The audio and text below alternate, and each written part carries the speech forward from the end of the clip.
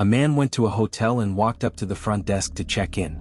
The woman at the desk gave him his key and told him that on the way to his room, there was a door with no number that was locked, and no one was allowed in there. She explained that it was a storeroom and that it was out of bounds. She reminded him of this several times before allowing him upstairs. The man followed the instructions of the woman, going straight to bed in his room.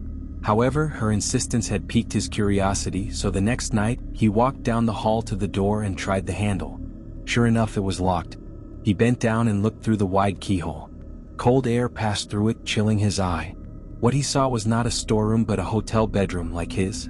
In the corner was a woman whose skin was incredibly pale. She was leaning her head against the wall, facing away from the door. The man stared in confusion for a while. Was this a celebrity? The owner's daughter? He almost knocked on the door to ask himself, but decided not to.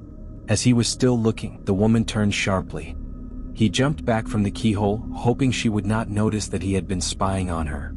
He crept away from the door and walked back to his room. The next day he returned to the door and looked through the wide keyhole. This time all he saw was redness. He couldn't make anything out besides a distinct, unmoving red color. Perhaps the inhabitants of the room knew he had been spying on them the night before, and had blocked the keyhole with something red. He felt embarrassed that he had made the woman so uncomfortable, and hoped she had not made a complaint to the woman on the front desk. At this point he decided to consult her for more information. She sighed and asked, "Did you look through the keyhole?" The man told her that he had, and she said, "Well, I might as well tell you the story of what happened in that room. A long time ago, a man murdered his wife there, and we find that even now, whoever stays within gets very uncomfortable. But this woman is not ordinary.